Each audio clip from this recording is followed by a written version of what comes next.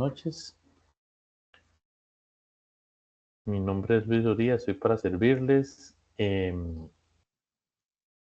Vamos a revisar las dudas que tengan. Voy a hacer algún recorrido rápido sobre temas generales de cara al examen y recibir alguna duda que tengan sobre los temas. En realidad, el examen y el curso, como ustedes lo vieron, está muy enfocado a temas de ingeniería de software y tiene mucho énfasis en temas de gestión de proyectos. Entonces, por ahí lo pueden ver, además de los temas de UML, desarrollo clásico, con los diagramas de UML, los diagramas de uso, que siempre son importantes tenerlo claro. Y voy a hacer un recorrido sobre eso, ¿verdad? Si alguno tiene alguna pregunta, levanta la mano y vamos participando, ¿verdad?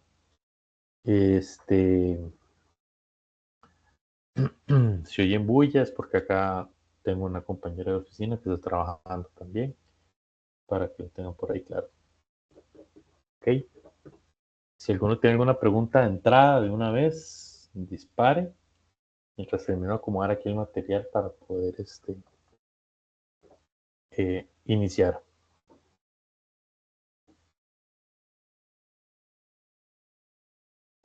Ok, si no, entonces vamos a iniciar. Yo para el día de hoy no tengo una presentación, lo que tengo son pequeños recorridos de apuntes sobre temas en general que les puede ayudar a hacer un recorrido rápido sobre los temas y vamos a ir utilizando recursos de la web para ir viendo. Igual por acá tengo el libro, si alguno tiene alguna duda, lo revisamos en el libro, ¿verdad? Importante recordar, por ejemplo, de cara al examen, todos los conceptos que tienen que ver con la gestión de proyectos desde el punto de vista tradicional, ¿verdad? Vamos a ver, eso está en el capítulo 4. El capítulo 4, donde se hablan sobre las metodologías conducidas por planes. Capítulo 4.2. Allí, ¿quién me quiere decir? Si no, los voy llamando por nombre y vamos trabajando en eso, ¿verdad? ¿Quién me quiere decir cuáles son los tipos de metodologías conducidas por planes? Haciendo como un repaso de estudio. A ver, vamos a empezar por don Eduardo. Don Eduardo Acuña, me imagino.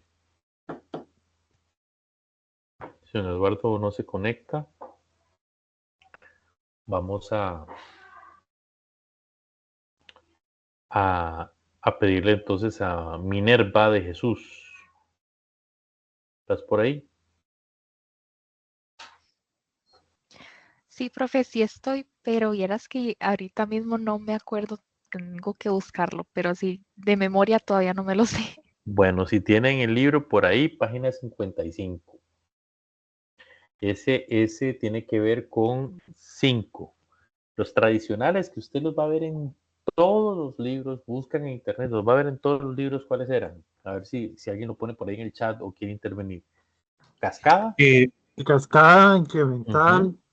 Incremental es el otro tradicional. Ajá, el otro que es súper Prototipado. tradicional. Espiral, rápida programación. Suave.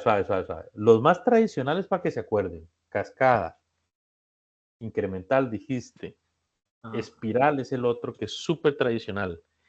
Y con algunos años, libros un poco más recientes hablan de el prototipaje que lo mencionaste. Y hay uno que es el más reciente de los conducidos por planes, que es el desarrollo rápido de aplicaciones que le llaman como DRA. ¿Se acuerdan de eso? Acuérdense esas siglas. DRA. que es un modelo que implica un proceso de desarrollo lineal y secuencial, ¿verdad? ¿Alguien tiene algo que decir al respecto?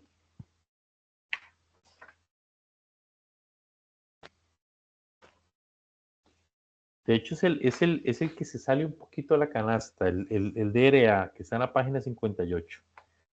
Pero es un proceso de desarrollo lineal y secuencial, llevado a cabo en paralelo por distintos equipos de trabajo. Ven qué interesante eso. Y tenemos un grafiquito, a ver si se acuerdan, alguno que tiene los libros por ahí, un grafiquito donde se divide el trabajo y se van desarrollando en equipos por separado y se van desarrollando como una especie de cascada paralela, ¿verdad? Por eso es lineal y secuencial. Hay paralelismo ahí. El típico tradicional de cascada, ¿verdad? Que va una fase tras otra. El incremental, ¿cuál era el propósito del incremental? ¿Alguien que lo quiera comentar? Profe, Sí.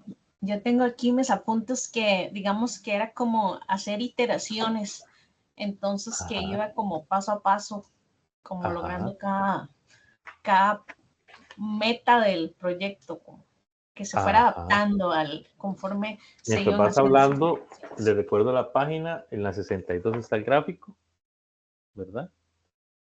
Y exactamente. Lo interesante es que a nivel histórico, cuando uno estudia esto y lo pone en el tiempo, uno ve que está el de cascada, que es el mega tradicional, ¿verdad? Y después está, al mismo tiempo, muy cercano, se desarrolló el espiral, y luego el incremental. Y estos tuvieron variaciones ya con el DRA, el prototipado, pero toda esta conciencia de este tipo de desarrollos, los que llamamos acá en la literatura del libro que estamos utilizando, las conducidas por planes, que hay una planificación previa y está todo aquel tema de los requerimientos, que hacemos levantamiento de requerimientos iniciales, de todo, ¿verdad? Provoca en el tiempo por temas culturales y esa misma brecha de desarrollos y el entrabamiento provoca lo que surge después como qué, los desarrollos de qué tipo, que son contrarios a los desarrollos en planes, que son los antagónicos, Ágil. los desarrollos ágiles, exacto. Los desarrollos ágiles surgen como una respuesta desde la gente de TI, ¿verdad? En cómo tratar de desarrollar de manera más ágil. Y entonces toman toda esa experiencia y plantean toda una filosofía y generan, digamos, a nivel de bibliografía, generan dos grandes modelos de desarrollo ágil. Tal vez doña Andrea me puede decir cuáles son los dos tipos de desarrollo ágiles principales que se mencionan en el libro. Vamos a ver, profe, aquí tengo mis notas de memoria. Bueno, ahorita me acuerdo de Scrum, pero no es como tal Scrum. Scrum es uno, ajá. Y el otro sería ese no es el mismo, es que yo me confundo. El Agile Extreme Programming es el mismo. ¿O? Recuerda el sistema operativo de Microsoft.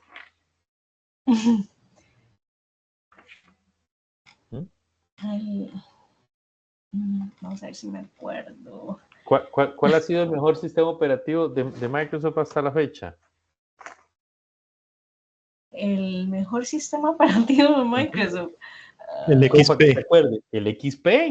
El XP. Que es la contracción del Stream Programming, ¿verdad? Okay. Entonces, en la página 64 del libro, a partir de ahí empieza todo lo que es ágil, y se mencionan a 65 algunos, se menciona el Stream Programming, el Scrum, el Lean, el Crystal, el Feature Driving, pero en realidad ve que en el curso nos enfocamos en dos. En XP, con el tema de XP, lo que más se explora ahí en el XP es su filosofía, ¿verdad? Su filosofía, cuáles son esos elementos. De hecho, a mí me gusta mucho leer sobre XP, ya les voy a decir, porque en XP tiene principios. ¿Se acuerdan eso ustedes?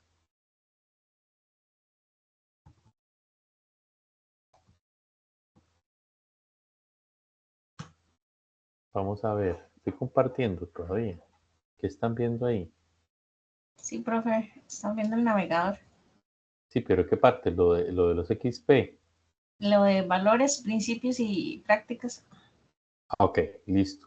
Aquí, para hacerlo más rápido, es algo bastante bonito lo de XP porque lo de XP tiene valores, principios y prácticas. Y son bien, es una lista larga, pero son muy bonitos. Los valores es, por ejemplo, la comunicación, la simplicidad, lo que ellos llaman feedback, que es verdad, la retroalimentación. ¿Ok? Y todos los procesos tienen retroalimentación, la valentía, el respeto. Y luego en principios tiene una serie importante. Había una tabla, vamos a ver si está. Yo he encontrado una tabla bastante bonita. Aquí está. ¿Dónde está? Ah, carachis.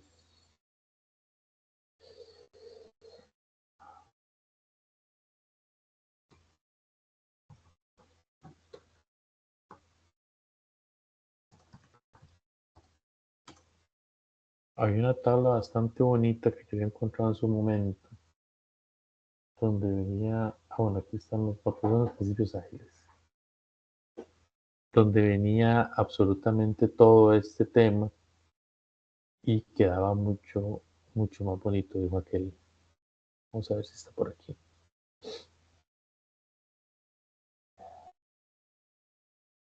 Aquí está, esta es la que yo digo. ¿Ves? Aquí está. Esos son los valores: comunicación, simplicidad, perdón, el feedback, el coraje, el respeto, y estos son los 14 principios. Si nosotros realmente en nuestros ambientes de trabajo lográramos explotar todo esto, queda chivísima. Pero vean qué interesante esos principios. Habla de humanidad. ¿Por qué? Porque los productos se desarrollan para seres humanos. Entonces debe tener esa sensibilidad a la hora de generar el producto. La economía, ¿verdad? Que tiene que ser rentable, evidentemente. El beneficio mutuo es que todas las partes se beneficien en el proceso. Autosimilitud es que pueda repetirse y se puedan adaptar en esos contextos. Mejora, que el desarrollo debe de buscar mejorar. O sea, el equipo que practica XP debe buscar mejorar, ¿verdad? A sabiendas que no es perfecto. Diversidad, que debe tener apertura para generar todo el proceso, evitando los conflictos. Reflexivo, aquí lo que se busca es precisamente algo bien importante, que es que los errores no se esconden. Y uno de los principios más interesantes, apoyándonos en que los errores no se esconden, es que se habla del fallo. ¿En cuál metodología ustedes han visto que se habla del fallo? En ninguna, o sea, yo hasta ahora no he visto ninguna, solo en XP. Y ojo, nunca la he practicado, pero insisto, su ideología, su filosofía me llama mucho la atención porque en ninguna se habla sobre el fallo, ¿verdad? Y nos invita a la reflexión, que es trabajar en equipo, pero ser transparentes y no esconder el fallo, ¿verdad? El flujo, eso ya tiene que ver con lo que maneja Ágiles, que es entrega continua, pero lo bueno es que sea entrega de valor. Esto es un factor importante en todo lo que es ágil. Oportunidad, que es que los problemas son eso precisamente. Oportunidades para mejorar, para cambiar. Redundancia, los problemas difíciles se deben resolver de diferentes maneras, buscar siempre alternativas. El fallo que ya les comentaba, pequeños pasos es poder ir dando esa entrega, poder ir trabajando, reconociendo esos pequeños ajustes y responsabilidad aceptada. El que acepta algo se hace responsable de ello. Es decir, trabaja mucho en la identidad del equipo de trabajo, ¿verdad? Entonces, esto realmente tiene una filosofía bastante interesante que por lo menos a mí me llama mucho la atención, ¿verdad? Pero entonces, volviendo a lo que hablábamos al puro inicio, de alguna manera tenemos las metodologías tradicionales, ¿verdad? Y tenemos las metodologías ágiles que tienen esas características. Ahora, dentro del curso sí se les pidió analizar mucho la metodología Scrum, ¿verdad? Se centró más en Scrum. Y en Scrum, por ejemplo, podemos hablar de los famosos roles, ¿verdad? y las ceremonias. ¿Se acuerdan de eso ustedes? Vamos a poner a este amigo a trabajar.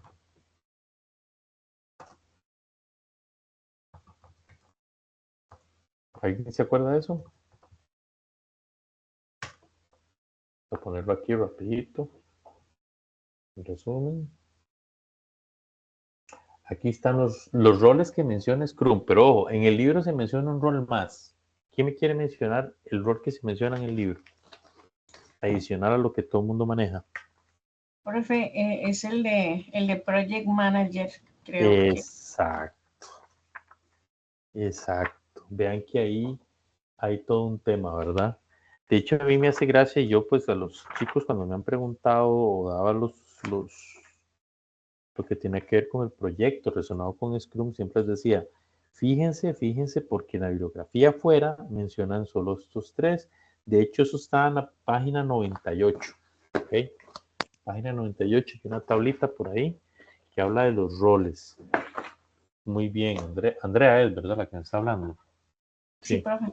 Ok, entonces ahí tenemos el Product Owner, tenemos el Scrum Master, tenemos el equipo y en la bibliografía tenemos ¿quién? Project Manager. Ok. ¿Y qué hace cada uno de esos? ¿Se acuerdan? Ahí está puesto, pero digamos que alguien quiera comentar algo. Que no sea solo Andrea, por favor. Daniela, tal vez.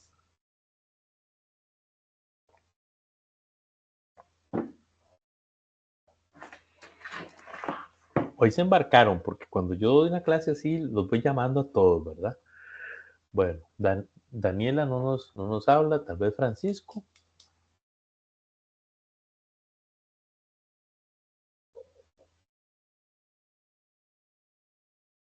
Francisco tampoco. Más bien se le cayó la sesión. Minerva.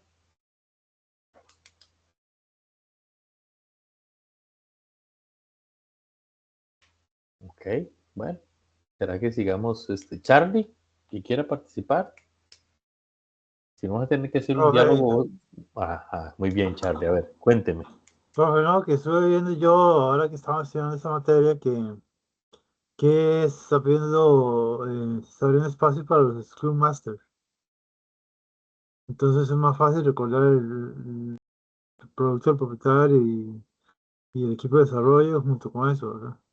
Ujú, ujú, ujú. Y aquí hay que recordar los roles, no solo los nombres, sino lo que hacen, ¿verdad? Qué importante que es, por ejemplo, tener claro que el Product Owner es el involucrado por parte del cliente, es el que tiene los conocimientos de ese lado. El Scrum Master es el facilitador o coordinador. En términos muy pragmáticos, es el que lidera muchas de las reuniones, pero va tratando de quitar obstáculos para que el equipo trabaje y tratar de también pivotear, jalar al Product Owner para que trabaje un poco.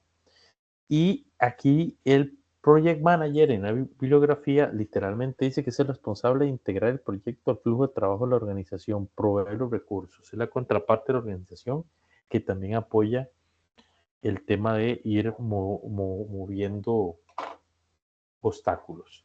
Vean qué interesante. Cuando yo hablo de las ceremonias, ¿verdad? Son las sesiones que se hacen. Recuerden que tenemos los sprints, ¿verdad? Que es ese periodo de tiempo en el cual nosotros empezamos a trabajar.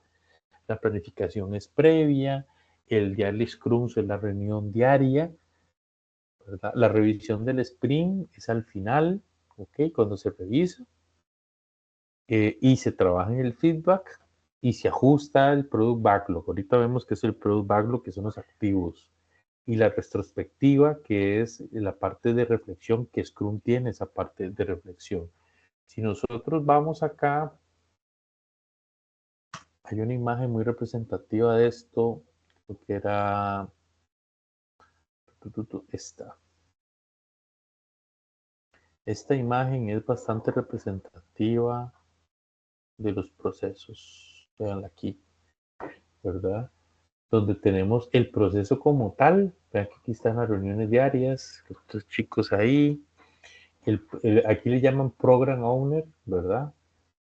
El que es más arriba, está hasta afuera. Aquí le llaman está el Product Owner, el Backlog, el Sprint del Backlog, la sesión de retrospectiva, el Release. ¿Qué era el Release? ¿Alguien me puede hablar qué era el Release?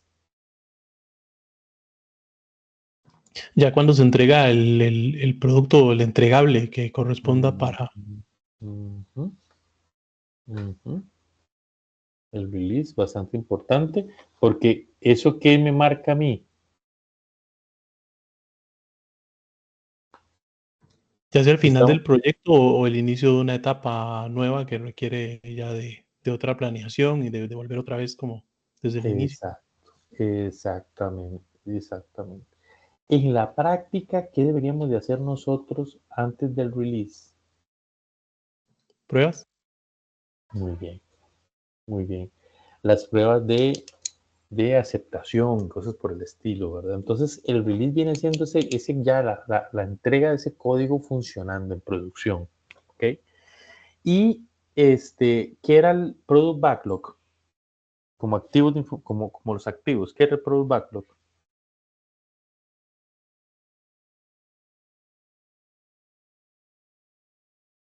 Creo que Donde es se un lista. documento. Creo que es un documento. Un Ok, mito. ok, esa es la lista al niño, ¿verdad? Que tenemos ahí. Pero tenemos otra lista al niño más chiquita. ¿Cómo se llama? ¿Quién se acuerda? Es un subconjunto del Product Backlog. Sprint backlog. El Sprint Backlog, exacto. Subconjunto de requerimientos que provienen del Product Backlog, ¿verdad?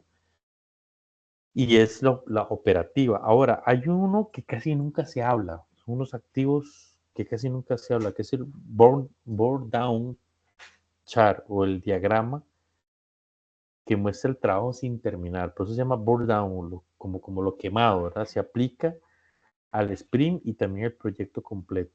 Ese board down normalmente no lo vemos. Ve que incluso aquí no está. ¿Lo ve? ¿Lo ve? Vamos a preguntar aquí que nos diga Gemini. Explícame. Vamos a utilizar la UA, la IA que nos genere valor. Explícame qué es el board down en Scrum con un gráfico.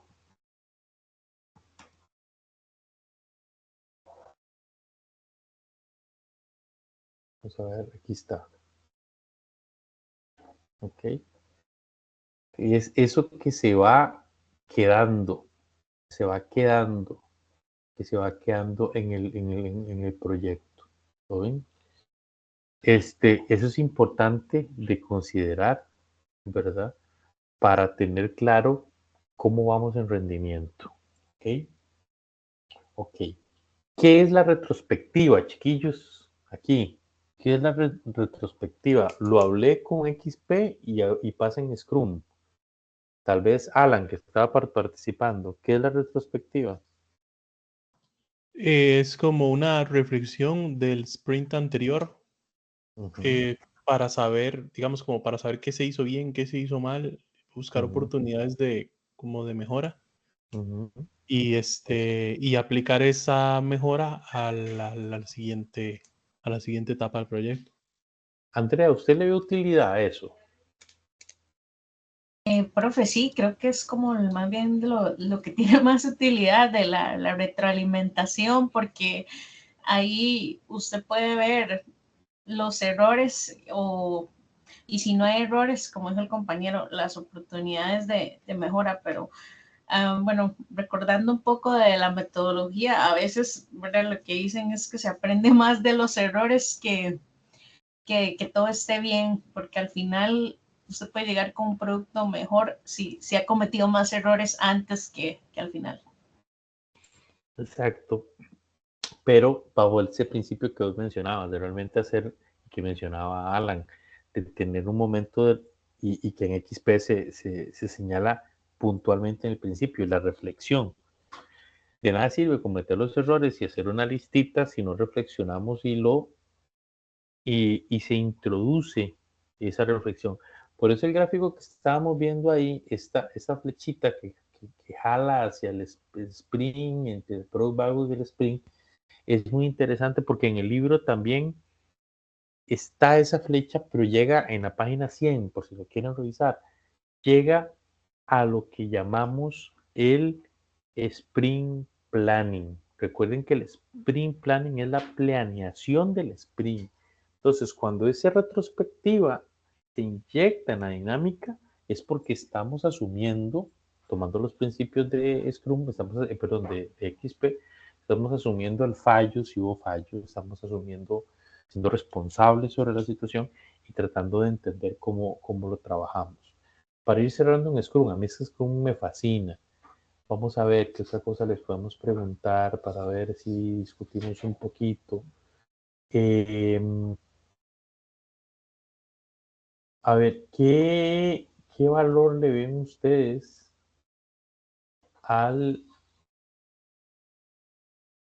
o más bien, qué función le ven ustedes al Product Owner?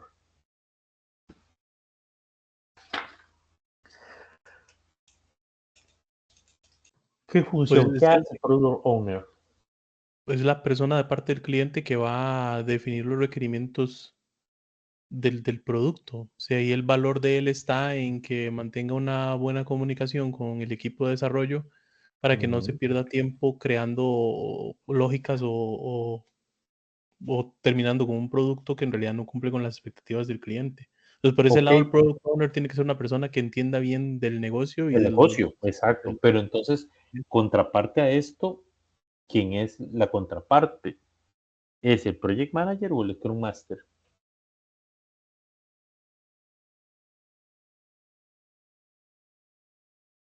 No, Porque tiene que ser alguien tiene que ser la contraparte desde la metodología Scrum, ¿verdad?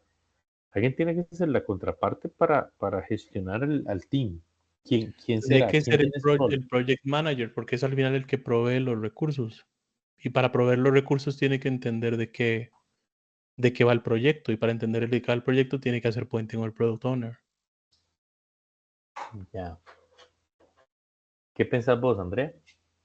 Uy, profe, más bien yo creo que la contraparte sería el Scrum Master, porque él es el que puede, digamos, entre los dos, tienen que llegar a un acuerdo de si se puede o no cumplir con las expectativas del negocio. Y creo que el rol del Project Manager es nada más proveerte que se pueda dar el proyecto a lo que el Scrum Master tal vez solicite, más que el Exacto. Product Owner. Por ahí va. Muy bien, Andrea. Ojo, Alan. Entiendo tu perspectiva, pero ojo, según la bibliografía y lo que hemos discutido, el Project Manager es como cuando uno llamaba en las otras metodologías el patrocinador, el que suelta. Ojo la definición, responsable de integrar el proyecto al flujo de trabajo de la organización, provee recursos. ¿Ok? Pero, ojo el rol del Scrum Master, coordinador y facilitador del grupo. Acuerda, por eso la pregunta tiene cáscara de banano, la que te dice, acuerda con el Product Owner la operatividad del desarrollo. Entonces, ese es el enlace entre el Product Owner y el team. Enlace logístico, porque la idea es que hay una ceremonia que se hace diaria. ¿Cómo se llamaba?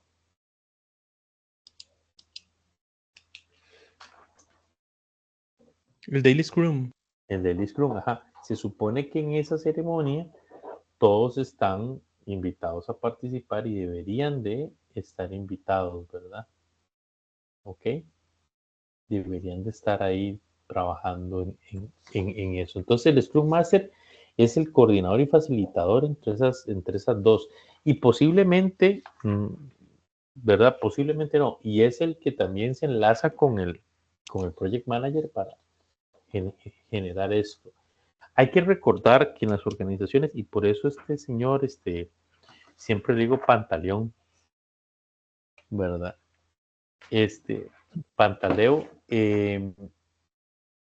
lo coloca así el Project Manager porque recordemos que en las organizaciones normalmente están los diferentes proyectos, ¿verdad? Diferentes desarrollos, ya sea que la empresa se dedica a desarrollo de software o es una empresa que tiene su departamento de desarrollo de software, tiene los diferentes equipos, los diferentes teams con sus Scrum Master incorporan a los product owners y encima hay alguien que orquesta todo, que es el que suelta, el que negocia a nivel ya político, que sería el project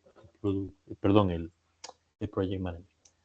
Ok, entonces con Scrum yo creo que sí están bastante bien, por lo menos los que han opinado. Recordar, revisar muy claramente esa página 98, ¿verdad? Cuáles son los roles, cuáles son los activos, cuál es el flujo de trabajo, y revisar las 2-3 páginas siguientes. Hay un gráfico muy bonito donde está el backlog y el sprint backlog y cómo se va derivando, y después el gráfico de quemado, ¿verdad? El burn down, y la 6.3, que es todo el proceso. ¿Ok? Ahora, si les parece, para ir avanzando, vamos a hablar de las metodologías tradicionales, ¿verdad? Ahí en las metodologías tradicionales me gustaría que me dijeran qué es la metodología. Vamos a preguntarle aquí para que lo tengan en vista todos. Y ahora, explícame las metodologías tradicionales para desarrollo de software. Ahí me equivoqué, puse tradicionales. ¿Okay? Vean que aquí, por ejemplo, a diferencia del libro, pues puede venir con otros nombres, pero por ejemplo, aquí está el Cascada, ¿verdad? Que esa es la tradicional, totalmente, y que son por etapas. Pero, ¿quién me puede explicar? Esta no entra en nosotros, esta, la espiral. La espiral, que me diga características de la metodología en espiral, por favor. Combina cascada con incremental. ¿Y qué más? ¿Algo más? ¿Qué más me pueden decir?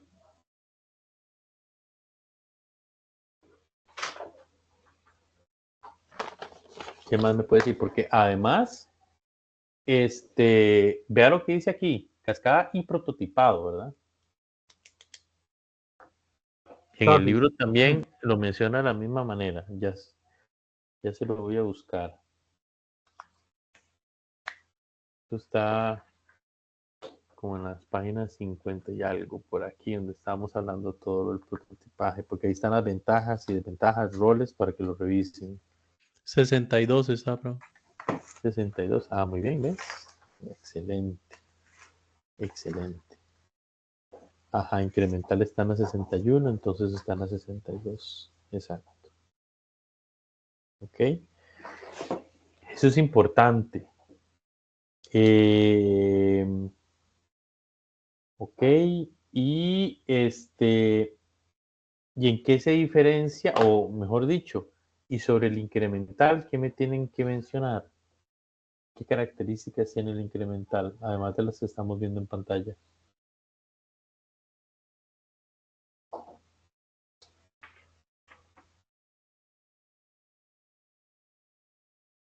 Se hace más rápido la obtención de un producto final. Porque se va haciendo por etapas, ¿verdad? Se va haciendo por etapas y se va incrementando la entrega del producto. Ok, ya vamos a terminar eso. ¿El prototipado qué características tiene?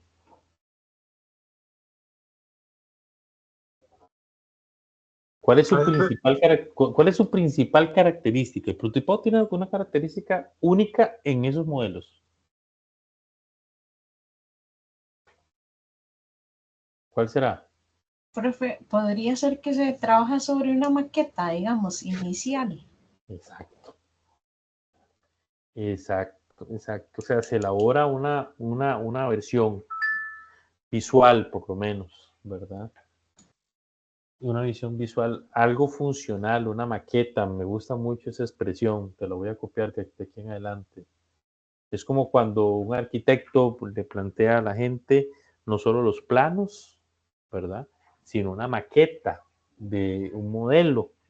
¿Por qué pasa esto? Eso es muy, muy, muy importante. Y pongo el ejemplo de los planos porque creo que cae a perlas agarrando lo que menciona Andrea. No todo mundo cuando ve un plano tiene el grado de abstracción del 3D en su mente. por más raro que le suene, no todo el mundo logra entenderlo.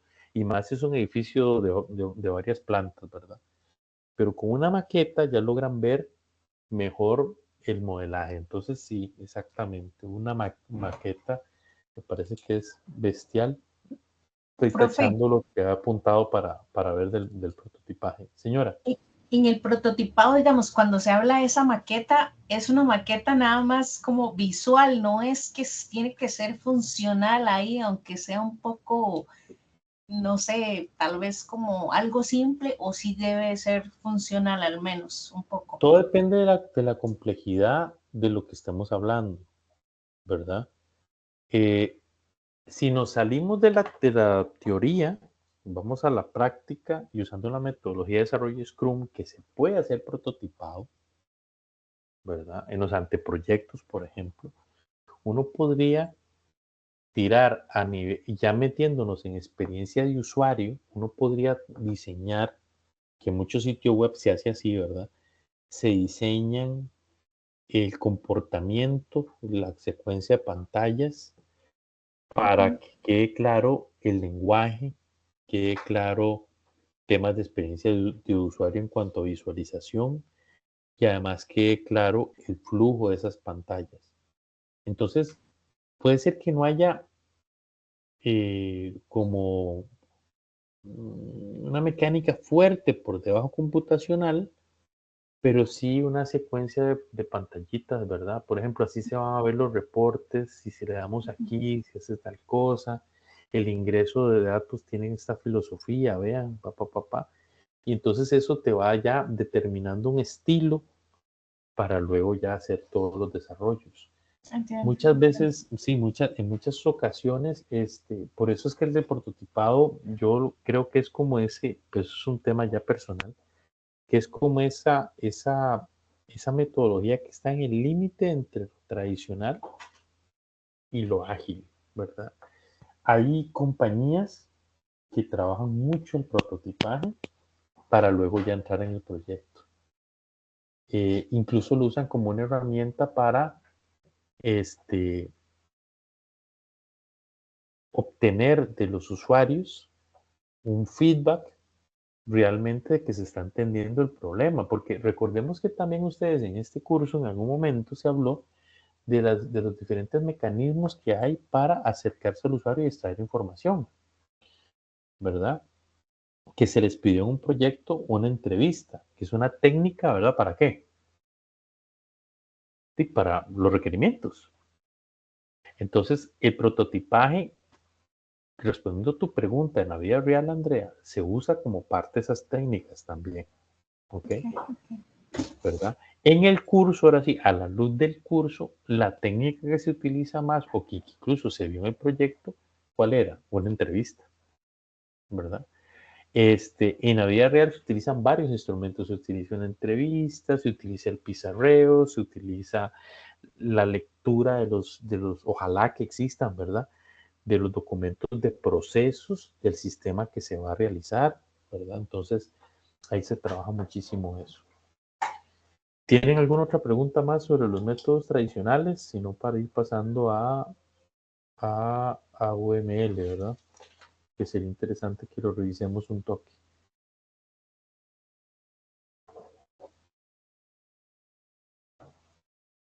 No, profe, para mí está claro. Ok. Sí, es que yo tengo aquí anotado algunas cositas para revisar con ustedes. Hay un tema último que quiero que lo revisen y es que la gente normalmente en este curso se acuerda de, insisto, se acuerda de la cascada, el incremental, el prototipaje, pero el incremental, el famoso DRA se les queda. Revisen esa información, porque el DRA siempre se les queda. ¿Qué implica el DRA? ¿Verdad? Eso es importantísimo. ¿Ok?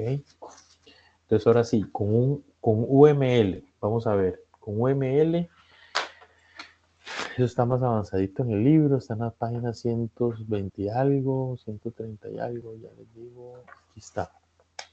empezamos todo el tema de componentes, que este último proyecto que se revisó, el 2, bueno, ahorita ya está el 3 que hay que revisarlo, pero digamos, el 2 tenía mucho de los diagramas. Ese es el capítulo 8, ¿verdad? Lenguaje UML, ¿verdad? Ahí hay varios diagramas. Estos diagramas no son porque sí o por ponernos a dibujar nada más. Tienen un espíritu, tiene una necesidad. Entonces, vamos a ver, ¿para qué servía, por ejemplo? Vamos a ver aquí, el diagrama de componentes, que está en la página 125. ¿Quién se acuerda de eso? ¿Quiere revisar un toquecito? Diagrama de componentes. De los dos valientes que están hablando.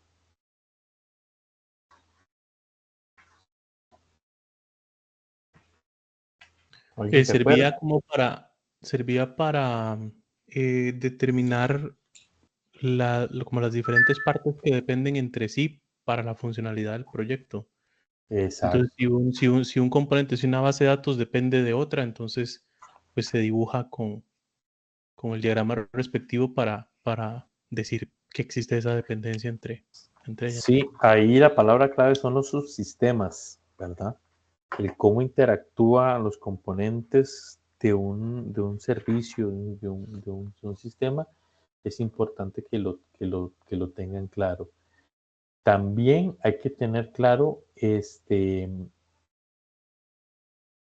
vamos a ver dónde está el otro apunte, el diagrama clásico de clásicos, ¿verdad?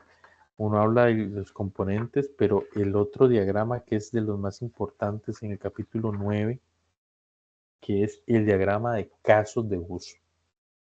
Andrea, ¿usted se acuerda para qué era un caso de uso, los diagramas de caso de uso?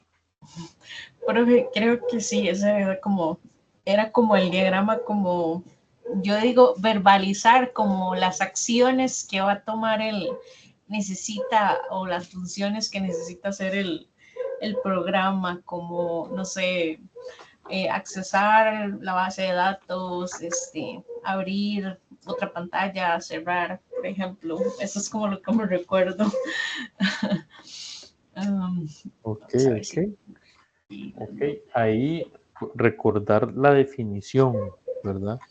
Porque a veces el diagrama, bajo lo que estás diciendo vos, a veces la gente se confunde el diagrama de actividad, que no lo pedimos en el proyecto, con el diagrama de caso de uso.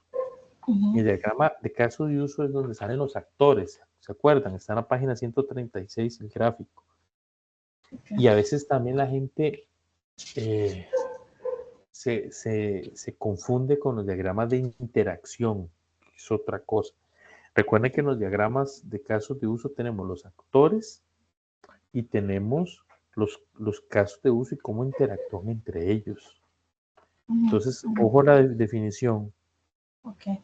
Cuando en etapas tempranas de un proyecto se busca definir su alcance, a partir de un listado de requerimientos funcionales, se construye un diagrama de caso de uso. ¿Para qué? Lo que vos hablabas en lenguaje muy coloquial es mostrar en un diagrama el alcance. Estos modelos funcionales y sus relaciones y su especificación textual explica cómo serán implementados esos requerimientos asociados entre sí, ¿verdad? Okay. Asociados a cada funcionalidad a un actor. ¿Quién era el autor? El autor no, el actor. ¿Qué representa el actor? Profe, el actor puede ser el usuario, el que va a usar el sistema. También puede existir actores como en sí, no sé, la base de datos, el almacenamiento, puede ser un actor de sistema. Y me parece que, vamos a ver si, me parece que... Sigo leyendo mientras lo buscas. Ojo, ¿quién es el que a partir del uso del sistema genera el evento que ejecuta una funcionalidad? Y en la figura 2 nos muestra un diagrama, ¿ok? Pero ustedes vean que se muestra los diagramas donde los óvalos son acciones y siempre se explican, se escriben en infinitivo. Ejecutar, ¿verdad? y ve que aquí dice ejecutar funcionalidad 1, funcionalidad 2, funcionalidad 3, y están los include y los extend, o sea, si está incluido o se extiende, ¿verdad?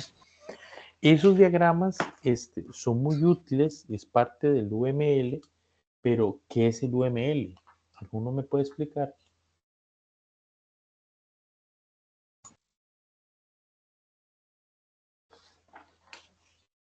¿Alguien me puede explicar qué es el UML?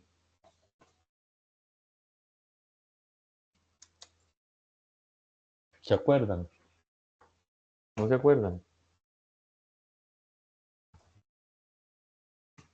Yo podría decir tal vez algo general, tal vez es como un tipo de lenguaje que utiliza diagramas para, sí, para mostrar diferentes, es que no sé si sería diferentes requerimientos, sino diferentes aspectos del proyecto.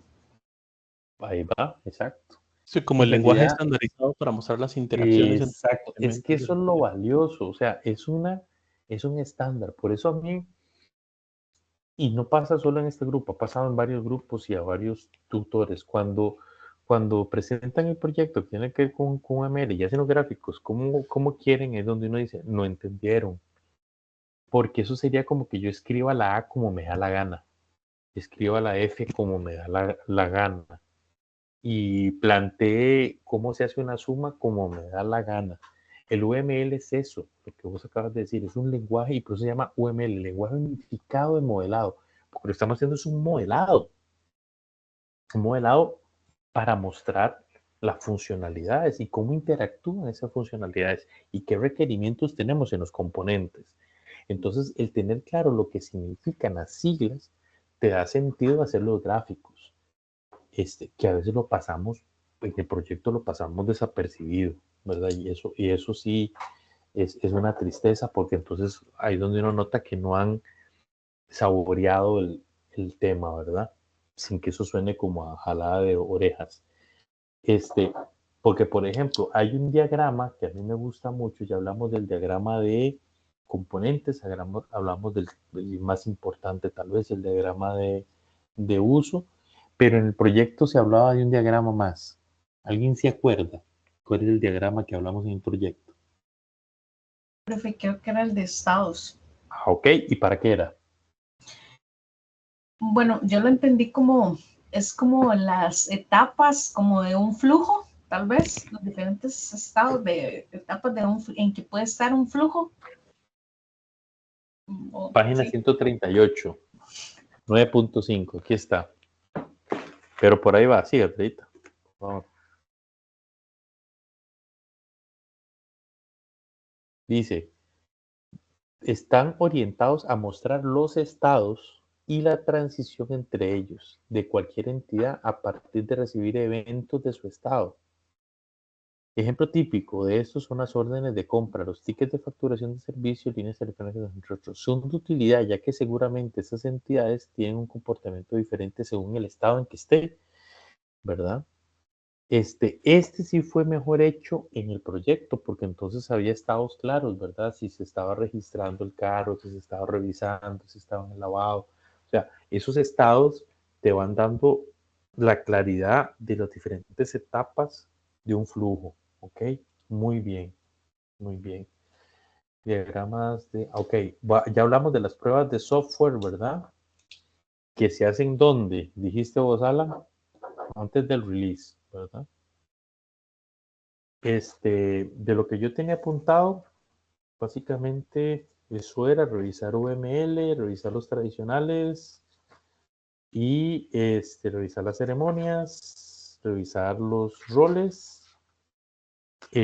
No sé si tienen alguna pregunta, revisar los tipos de instrumentos que se usan para capturar requerimientos, ¿verdad? No sé si tienen alguna duda en particular a la luz del último proyecto. Como para no desgastarlos. El espacio estaba programado para 1 hora, pero tampoco quiero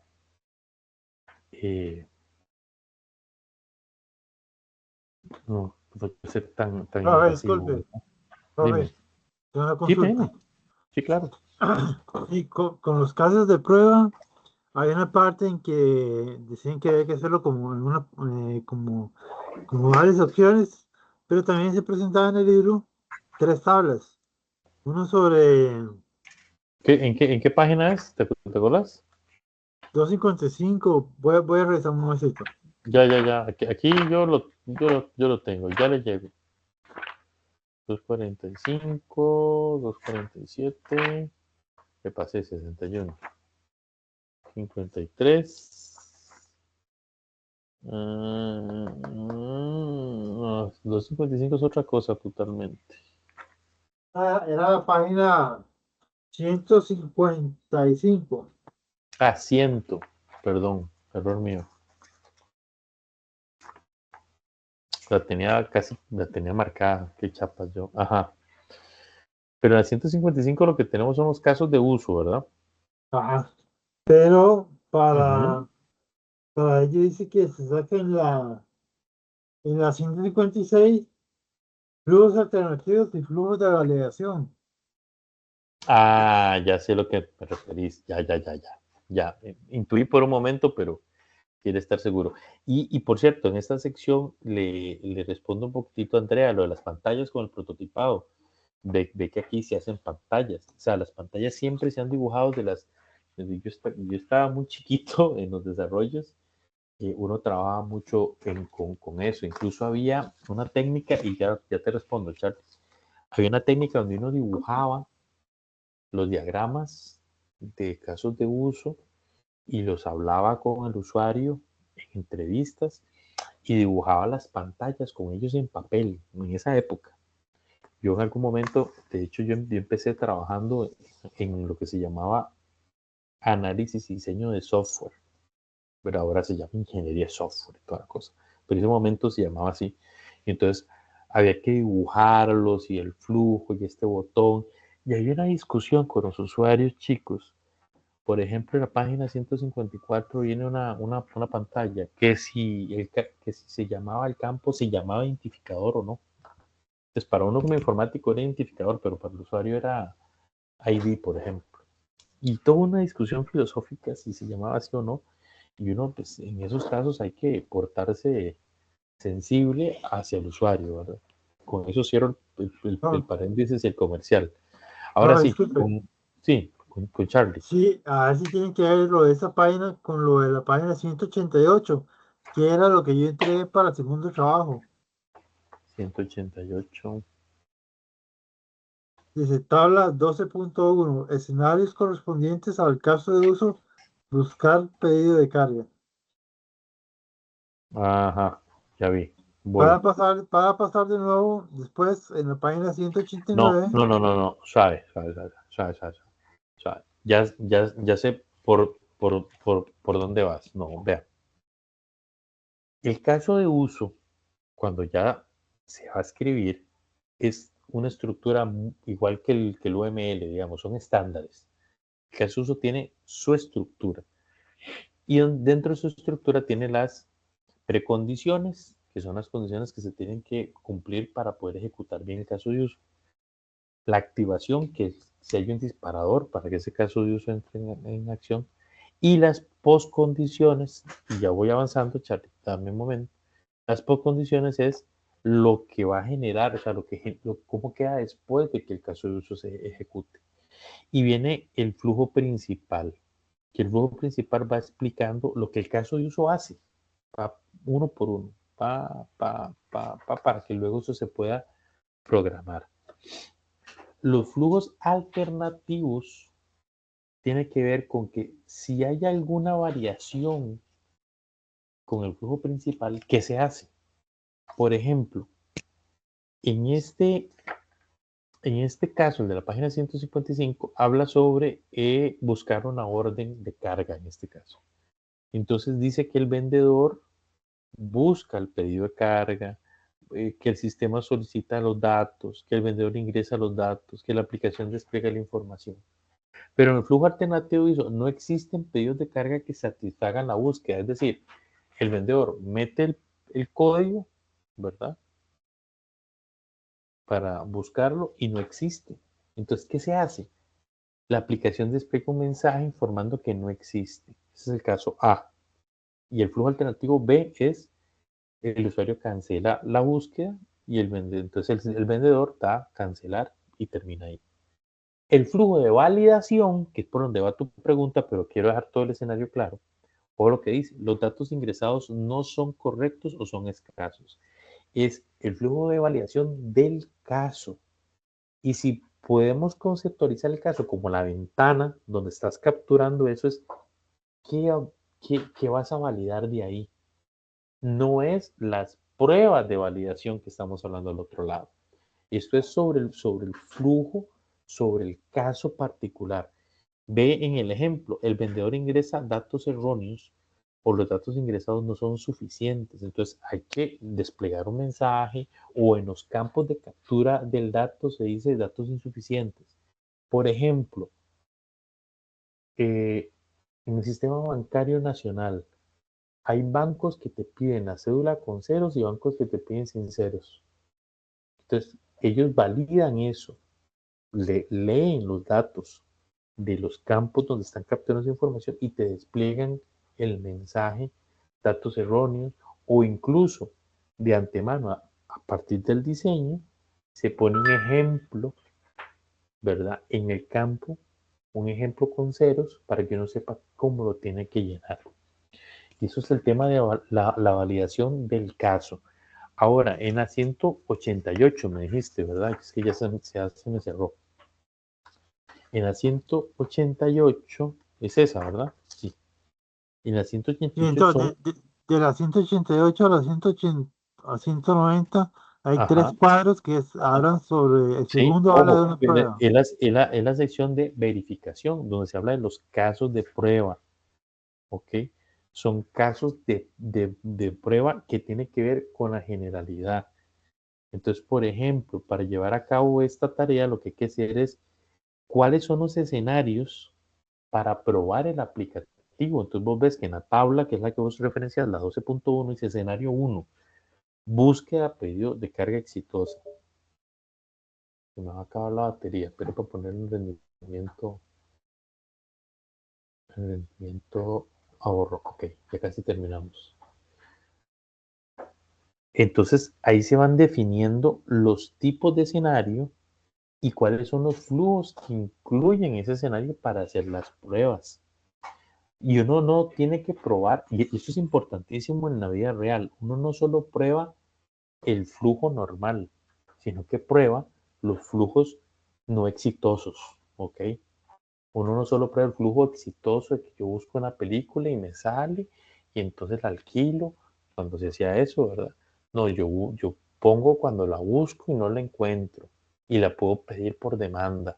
Yo busco cuando quiero pagar, pero también cuando me da problemas con la tarjeta. Entonces yo tengo que poner los escenarios, y en esos escenarios puede ser que existan varios flujos, ¿ok? Y por eso la tabla 12.2 es súper interesante, que era mucho lo que esperábamos en la tarea, esta que está acá. ¿Por qué? Porque pone, por ejemplo, el escenario y pone ID de carga, fecha de partida, en este ejemplo, fecha de partida, puerto de origen y el resultado esperado. Es decir, uno planea la prueba y bajo la lógica del sistema, uno esperaría un resultado de tal forma.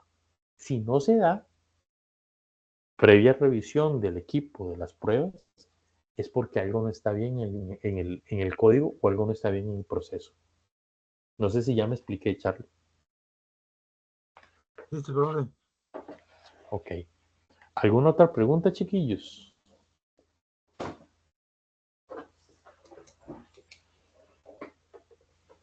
Todo claro para mí, profe, agradecerle la dedicación nada más. Sí, Sí, profe, bueno, gracias. yo para estas sesiones trato de sentarme así como una clase, ¿verdad? Lo que pasa es que hoy hay muy poca gente. Gracias a ustedes tres por participar activamente. Gracias a Daniela y a Minerva que están por ahí y también a Kimberly y Stephanie. Lástima que no participan, pero espero que hayan puesto suficiente atención. Revisen entonces las metodologías, tanto las clásicas, ¿verdad? las que se llaman basadas en planes, como las ágiles, ahí el Scrum y el XP. Revisen lo que es UML y todos esos gráficos, todos esos diagramas. Y buena suerte, ¿verdad? Profe, antes de que se vaya, yo tengo una pregunta, es que me uní un poco tarde, no sé si alguien ya preguntó.